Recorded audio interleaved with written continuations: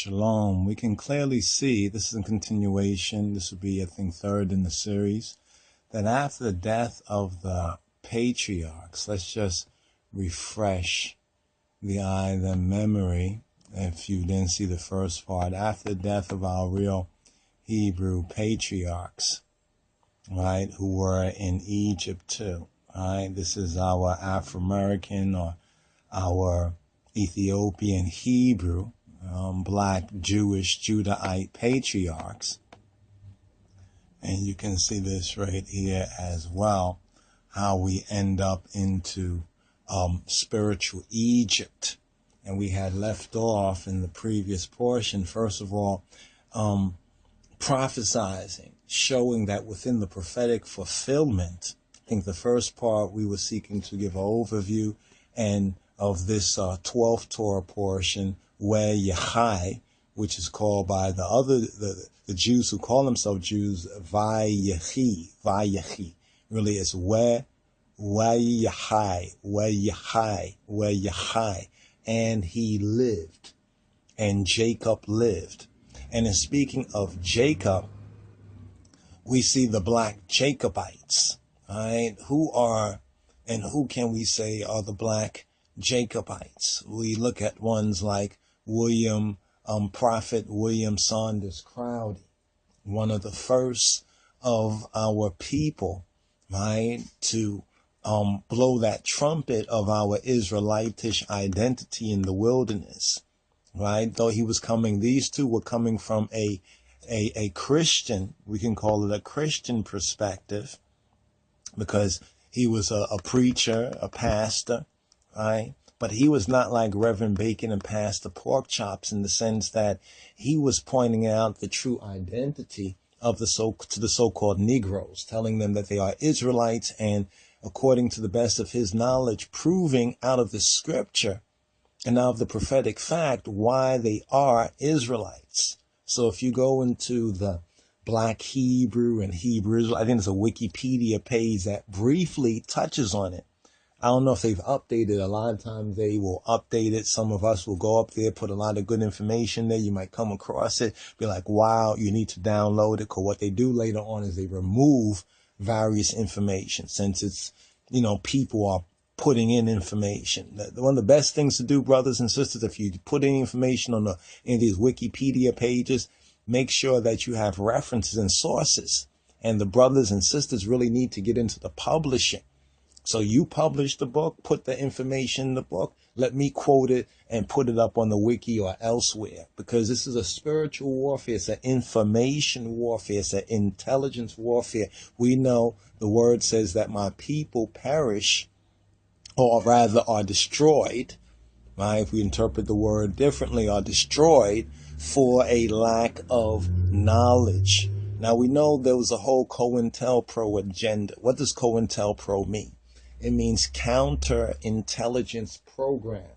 So there's been a programming on the lost sheep's hearts and minds. And the major part of that programming is to cause us to deny our identity, who we are. Because if we don't know who we are, then we're lost, right? Then we're lost, then we perish, then we are destroyed for lack of knowledge. Now this 12th Torah portion, Vayechi, falsely called Vayechi, right? The Amarinya and the Amharic, in the pure language that Zephaniah 3, 9, and 10 speaks of, right? That's connected with the Ethiopian, the blameless. When we say blameless, we're speaking about these are Hebrews. Not all so-called Ethiopians are Hebrews. Like not all dark-skinned so-called black people are Israelites.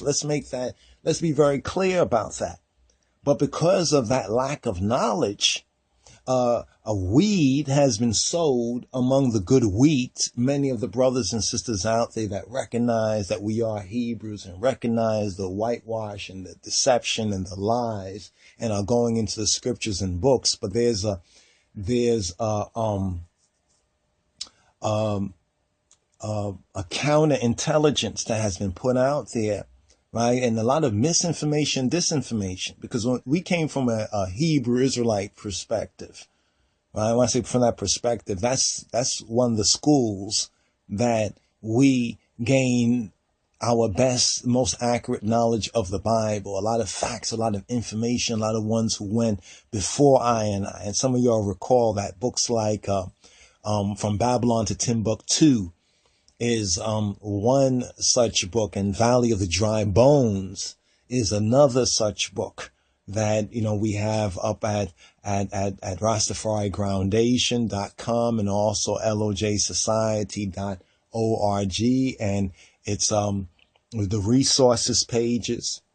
You can download it PDF and view it on whichever suitable media device that you have.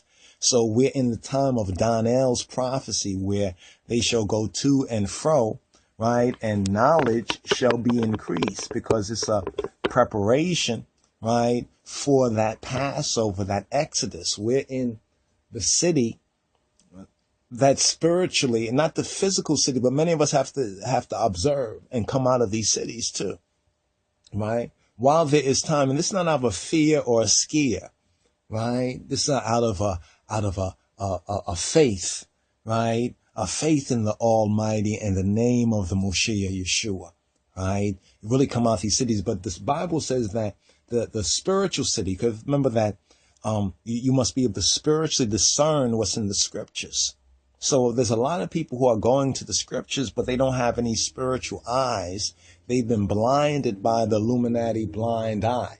So they're into the Bible, right? But that's all it is that they're buying into, right, something other than what they think they are, because once you don't identify who are the Israelites, see, that's the key. You have to identify who's who in the scriptures. Who are the Israelites? Well, the word very clearly says, are ye not as the children of the Ethiopians unto me, O children of Israel? And once again, I say to the Hebrew Israelite brothers that this is more than just color. This is speaking of in spirit and in truth. Remember Miriam, right? How she, you know, ridiculed Moses and she caught leprosy. Remember that sign, right? So we can also deduce from the scriptures that the Almighty has a will among the righteous of certain nations. And this is where the Ethiopian Hebrew connection is, right? But we judge a tree by its fruit, not from our thoughts or thinking, but according to his thoughts, because as high as heaven is above the earth, so are his thoughts above our thoughts. So in our growing, we began to recognize that there's a half of the story that we were not knowing. And it was very interesting. You know, this whole rejection of the righteous Ethiopians and the Ethiopians, even the fact when they say Ethiopia is Ham, they're getting caught up in mistranslations. And we've touched on that elsewhere. And there's a whole Tobia series that I said I was going to bring forward, where we're just going into the Hebrew words in the Bible to prove, right, that the archaic name of Ethiopia was Tobia, or we have Tobijah, which interesting enough means the good Yah. And there was a land that one of the judges had, I think Jephthah had went into this particular land. And if you look in some of the older Bibles, they'll tell you they don't really know. But nowadays they're trying to say it's over here or over there. But really that is referring to that good land, that Tobia land, right? Vis-a-vis the Shemitic, right? The Ethiopia is a Shemitic term. The language is a Shemitic language. And that's the same language that the Jews who call themselves Jews used as the key, because it's a living language. It says a dead language was a living language. That means there's living people that can explain to them what words mean, and then they can go back to the Hebrew and reconstruct the Hebrew. This is how we get much of the Masoretic, or at least a basic understanding from the Jews who call themselves Jews, because that Ethiopia key. Remember the word says they should be afraid and ashamed of Ethiopia, their expectation in Egypt, their glory. It does not mean that we are getting caught up in Egyptology, right? But in the mind of the Almighty, right, we are getting the keys that we need to know who we are, know where we have been and how we have got here. And we're not to so-called abhor the Edomite. The father Jah hates him, right, for the wickedness, and he will punish them. But we are not to abhor the Edomite because he's our brother, right, nor the Egyptian because we was a stranger in his land. This is the word of Yahweh. I mean, let's just put it like that. We don't have to get even with the evildoers, otherwise we become evil too. But we have to know the truth and be faithful, right, in spirit and in truth. Now, with all of that being said, my brothers and sisters, this is just to kind of segue and connect with the previous portion. So this Torah portion speaks about 5 particular matters. One is the burial in Canaan, and there's a lot of very important details to get into the details, right? Because the devil ties us up by not getting into the details or twisting up the details or avoiding the details. They give us a superficial story, and we don't study to show ourselves approved to Ha Elohim as workmen that need not be ashamed, rightly dividing the word of truth, right? But there's 5 major points. Burial in Canaan, the blessing of Ephraim and Manasseh. That's the second one. Third one, Yaakov's or Jacob's blessing, right? Because before we get to the burial, let's talk about the blessings of Jacob. These are the Jacobites, and in particular, prophetically, I see Wentworth Arthur Matthews to be that type of Jacob, because when I found out when he had passed away, many leaders, things were going on in the 70s, the so-called age of Aquarius.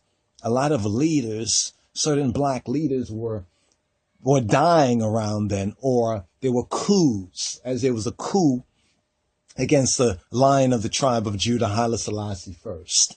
You understand? This brother also right here, Rabbi Wentworth Arthur Matthew, who is that major Ethiopian Hebrew, or the true black Israel, the true black Hebrew. Our real link is with him, right? This is our real link. Yeah, and many of the Hebrew Israelite camps, many of their leaders broke off from him.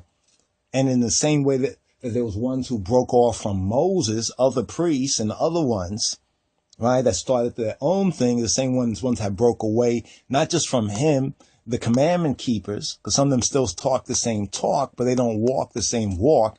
And chiefly, their doctrine has been infected by COINTELPRO, cutting off, right, our parts, cutting off, trying to break that one rod, that one staff, trying to break it in two.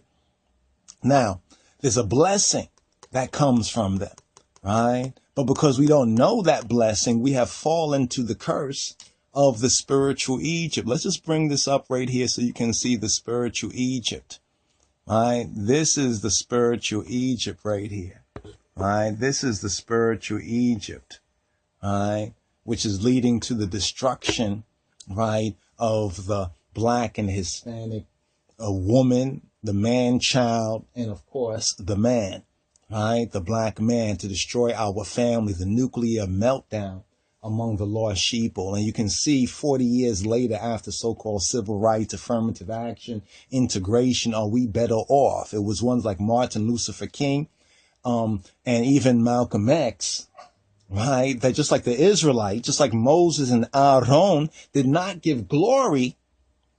Right? They didn't give glory. They knew the King of Kings, Kedamawi Haile Selassie, right, was behind this, but they did not give glory to him, right? They did not speak of him. This is the most shocking and ironic thing when you think about it. Now, some might say, what? How does that have to do, how does that have to do with, or what does that have to do with anything? What's the link?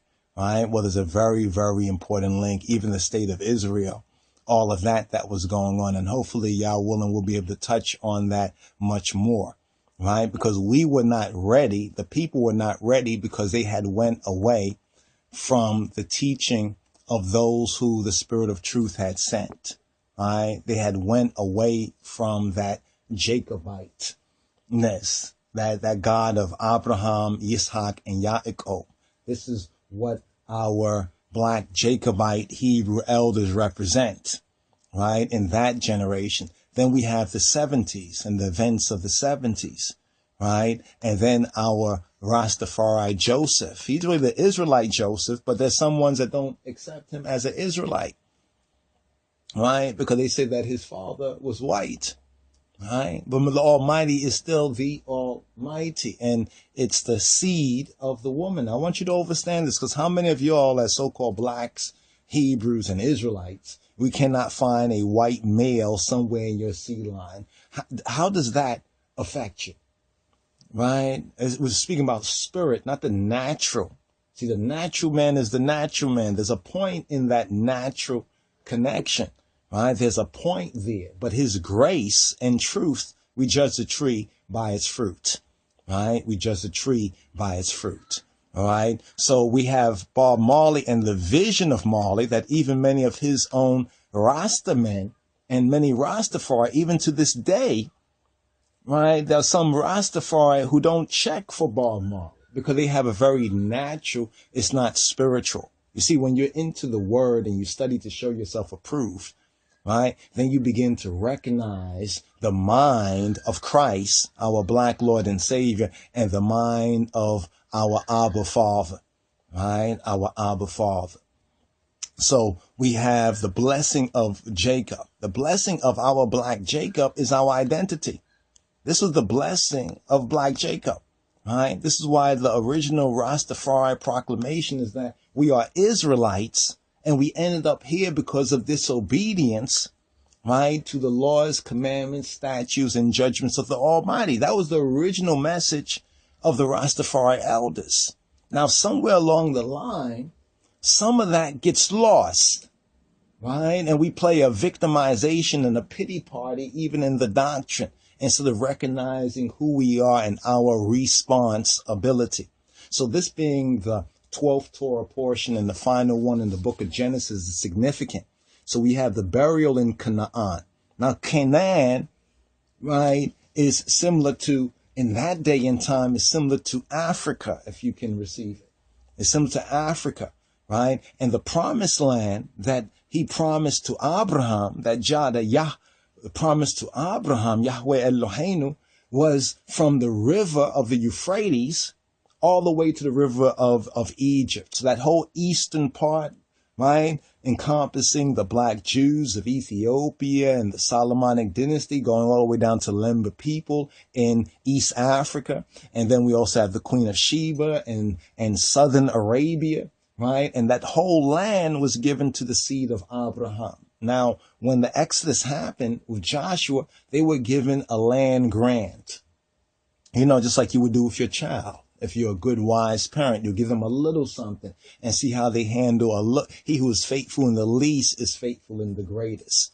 So our promised land is not limited to what was conquered, right, in the Old Testament, because we know that there were many righteous warriors of Yahweh, such as Yehoshua, Joshua, and David, and many of the judges, but they fell short, right? They fell short. You could study the scripture, right? Even Joshua admonishes them. Yehoshua admonishes them. Now, I'm going a little bit ahead because this is to prophesy and to touch on certain key significant areas and hope and pray that you will study his way and learn of his way and investigate these things more for yourself. So the blessing of the black Jacobites, right? The blessing of the black Jacobites was that knowledge of who we are, that identity, right? That identity and making that righteous African, that righteous Ethiopian link, right? With the King of Kings, with Edamawi Haile Selassie. And these two right here, this is interesting because these two brothers were more, we could say, Christian in the general sense, right? Were more Christian in the general sense, or even we can say they were black messianic. These two right here. And these two right here were more Judah-ish, Yehuda-ish, and Hebrew. I mean, all of them recognize that Hebrew connection, right? And that Yeshua HaMoshiach is black. All of them recognize that, but these two were more coming from the low degree, seeking to lay a foundation of our Hebrew way of life, right? And who we are as Hebrews. But the important connection was made especially with Rabbi Wentworth Arthur Matthews. So as a singular Jacob, according to prophecy, a type of Jacob, I see this in Rabbi Wentworth Arthur Matthews. But all of these brothers here, William Saunders Crowdy, Reverend James